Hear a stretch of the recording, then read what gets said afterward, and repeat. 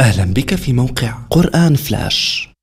يتيح لك تطبيق قرآن فلاش عدة خاصيات من خلال الضغط على الآيات. تمكنك خاصية النسخ من نسخ أي آية على هيئة صورة أو نص يشمل رقم الآية والسورة والتشكيل لتلصقه في أي برنامج آخر.